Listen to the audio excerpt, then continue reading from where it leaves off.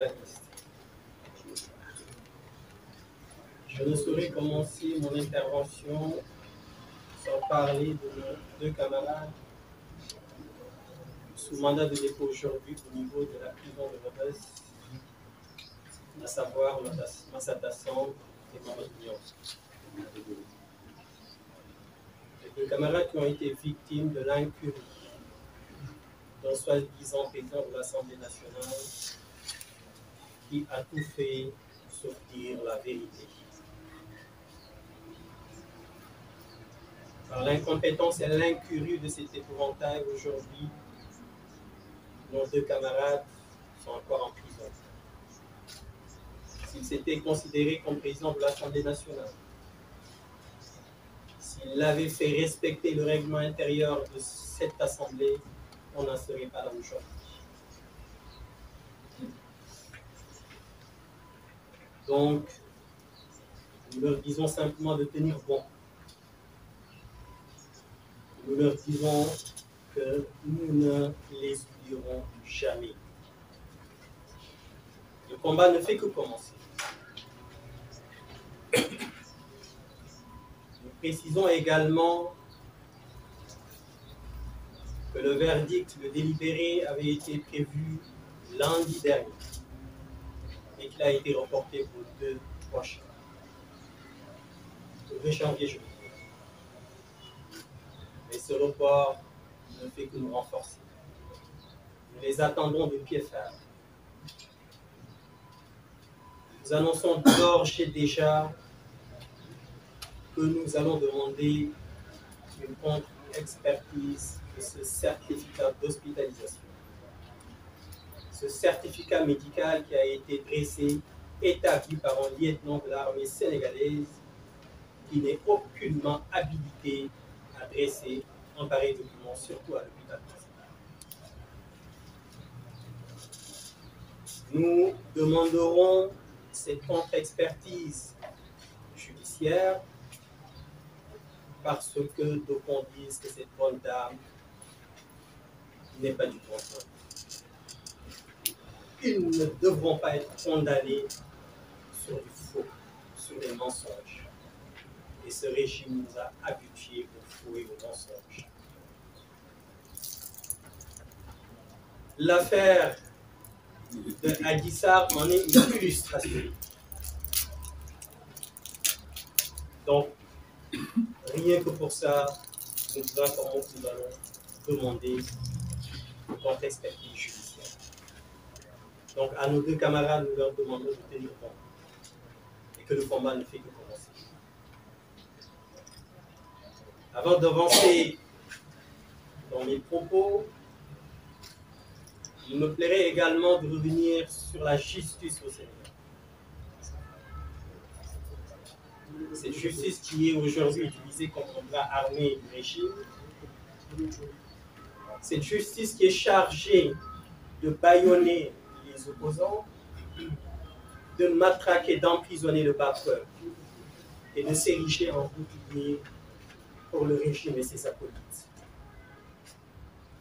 Nous demandons et nous précisons à ces magistrats que l'impunité devra cesser. L'impunité devra arrêter puisque le régime de Macky Sall sera bientôt terminé. Et nous allons recenser toutes les affaires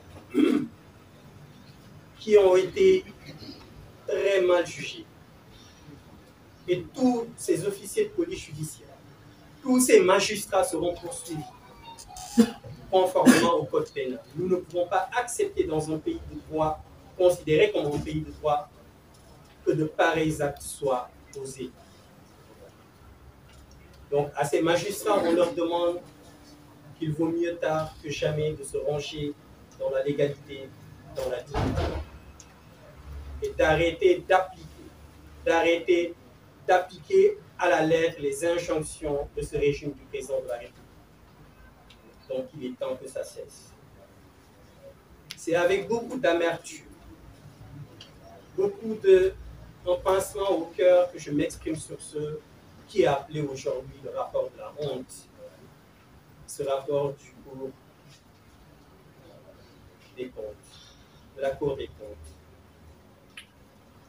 1000 milliards ont été mis sur la table, comme l'a rappelé tout à l'heure mes prédécesseurs, pour lutter simplement contre la mort, pour sauver des Sénégalais, pour leur permettre de vivre, pour leur permettre de rester auprès de leurs enfants, pour leur permettre de rester auprès de leur famille. Et pendant ce temps, ces 1000 milliards qui étaient destinés à lutter contre la mort, certains ministres sans vergogne, sans scrupules, se sont servis comme de vulgaires malfrats. Mais cela ne nous étonne pas de ce régime. Avec un président de la République qui avait juré la main sur la Constitution qu'il n'allait jamais nommer son frère par décret. Quelques mois après, s'est dédié à nommer son frère et ce dernier a fait un massacre sur les contrats des ressources naturelles de ce pays. Avec un président de la République qui, depuis son accession au suffrage suprême, fait la promotion de la corruption, de l'injustice. Comme vous avez pu le constater, ce régime est rythmé par les scandales. La liste, elle est longue, comme l'autoroute Ila-Touba. On ne saurait prendre le temps de lire, de vous donner la liste de tous les scandales qui ont été révélés lors de la gouvernance de Macky Sall. Aujourd'hui, c'est ce même président qui, suite au rapport de la Cour des comptes, demande à son Premier ministre d'examiner avec attention les informations publiées par ce rapport. C'est ce même président qui demande à son Premier ministre d'examiner avec attention les recommandations des magistrats de la Cour des comptes. Au lieu de demander tout de suite l'autosaisine du procureur de la République, il essaie de gagner du temps, comme à son habitude, pour essayer de divertir, afin que le Sénégalais puisse passer à autre chose, en ayant entre-temps allumé des contre-feux. Mais nous lui disons que ce rapport est la goutte d'eau de trop.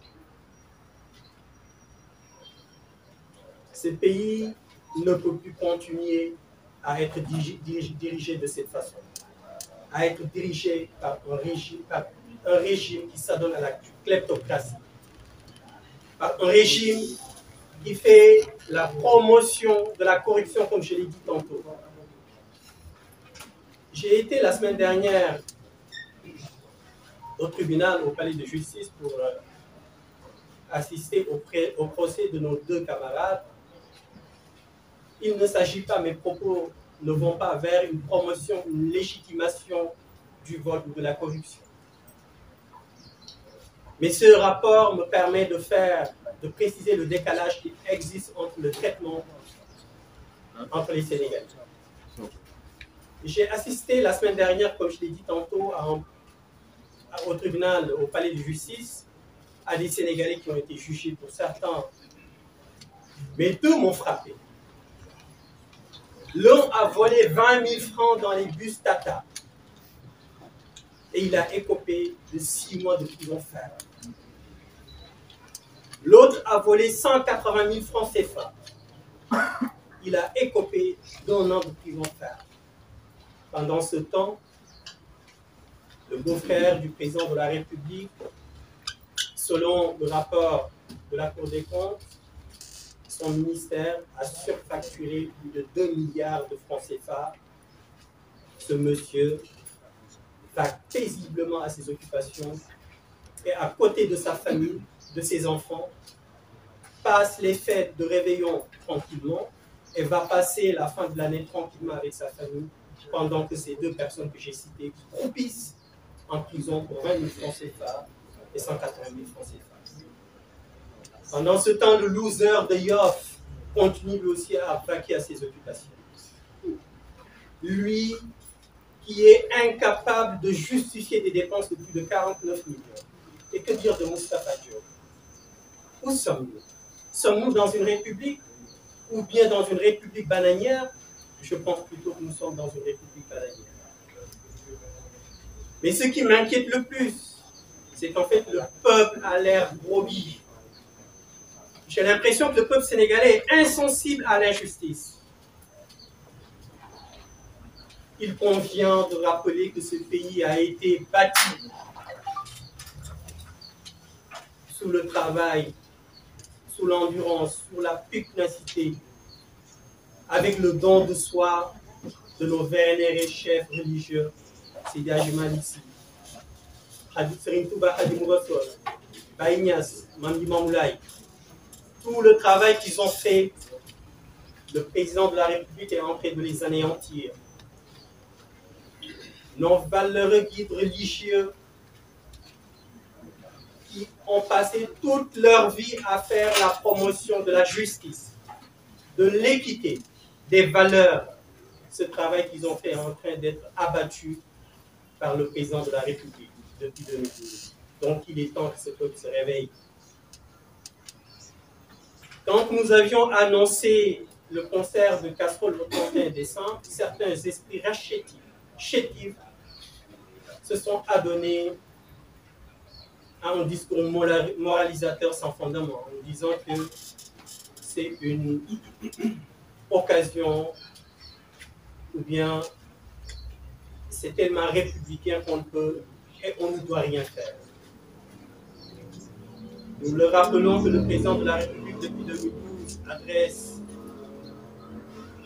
fait une adresse à la nation. Maintenant, c'est à la nation de lui adresser ce qu'il pense de sa gestion.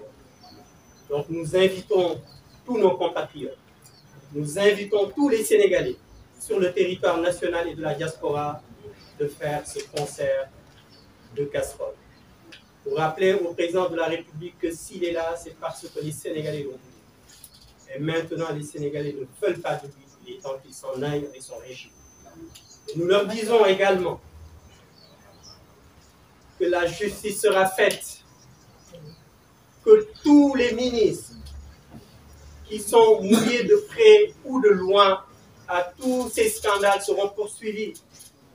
Il ne s'agira pas d'une chasse aux sorcières, mais il s'agira simplement de faire appliquer le droit. Il s'agit simplement de faire appliquer la justice.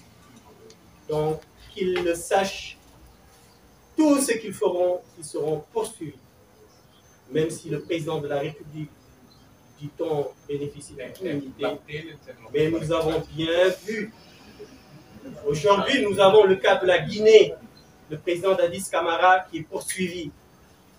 Donc, qu'il considère qu'il pourra être poursuivi. Donc, il a intérêt à limiter la casse avant que ce soit trop tard. Donc, nous appelons à nos concitoyens, aux Sénégalais, de répondre présent le 31 décembre et de répondre présent le 30 pour le rassemblement qui doit être tenu, le concert avec la société civile, parce que l'heure est extrêmement grave. La République est à terre. Nous ne pouvons pas accepter cette situation. Je vous remercie.